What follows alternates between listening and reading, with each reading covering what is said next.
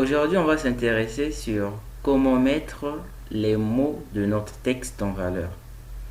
Et par la suite, on verra comment mettre des listes ordonnées ou encore des listes non ordonnées sur notre page web. Sans plus tarder, on s'y met. Ici, par exemple, j'aimerais mettre LightTech en valeur. Et justement, pour mettre des mots en valeur ou encore des textes en valeur, il y a plusieurs balises qu'on utilise.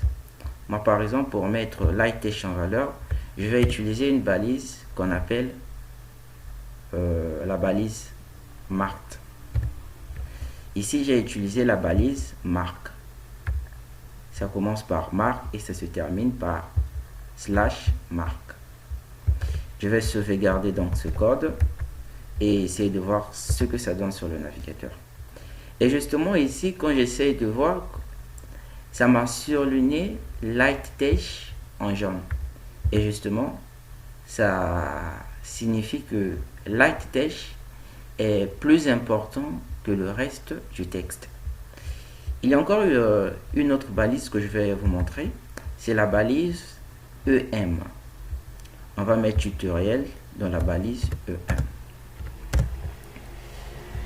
On va mettre tutoriel dans la balise EM. Entrée. Je mets tutoriel à l'intérieur. Tutoriel. Je sauvegarde ça et on voit ce que ça donne sur le navigateur. Et si vous remarquez bien, le mot tutoriel est maintenant en italique. Donc ça veut nous montrer que tutoriel est plus important que le reste du texte.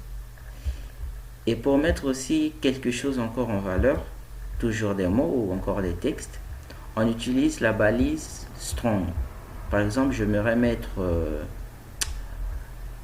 créer un site web en strong.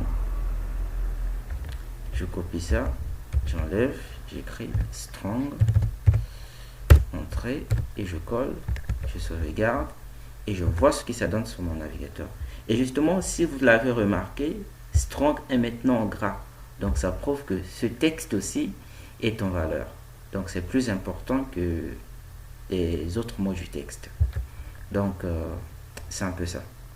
Maintenant, pour mettre des listes ordonnées, je vais vous montrer comment mettre des listes ordonnées. On va enlever ça. En premier, je vais vous montrer comment mettre des listes ordonnées. On va écrire ici liste ordonnées. Pour mettre des listes ordonnées, on utilise d'abord la balise OL. OL qui signifie Order List en anglais et en français liste ordonnée. Et justement, dans ce OL, on va utiliser des LI. Je vais mettre par exemple LI x 3 x 4. En premier, j'écris je mange. Je mange. Je dors. Je bois. Je travaille. On va sauvegarder ça et voyons ce que ça donne sur des navigateurs. Là, on a bel et bien notre liste ordonnée. Pourquoi elle est ordonnée? Parce que c'est numéroté. Il y a le 1, je mange, le 2, je dors, le 3, je bois, le 4, je travaille. Donc pour mettre la liste ordonnée, il faut d'abord mettre la balise OL pour signifier que c'est du order list, c'est une liste ordonnée qu'on va mettre. Et dans la balise OL, on va mettre des petites balises LI. Ça y est. Maintenant, je vais vous montrer comment mettre des listes non ordonnées.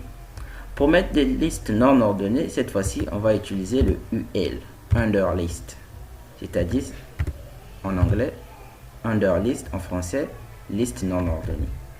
Ici, je vais mettre non ordonnée. Je sauvegarde.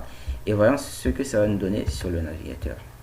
Et justement, ici, on voit bel et bien notre liste non ordonnée. Pourquoi non ordonnée? Cette fois-ci, on n'a pas de numérotation, mais on a juste des points. Donc, elle est non ordonnée, notre liste. Donc, n'oubliez pas, s'il vous plaît, pour mettre des listes ordonnées, on utilise OL. Et à l'intérieur de notre OL, on a des LI. Et pour les listes non ordonnées, on utilise UL. Et à l'intérieur de notre UL, on a des petites balises LI. Donc, c'est un peu ça. Donc, j'espère que là maintenant, vous savez différencier les listes ordonnées et les listes non ordonnées. Et jusqu'à maintenant, on a appris pas mal de trucs. On a vu beaucoup de choses. Et justement, ce qui compte le plus, c'est de pratiquer. Et dans le prochain chapitre qui va suivre, c'est de ça qu'on va parler. Donc, s'il vous plaît, ne manquez pas ce chapitre.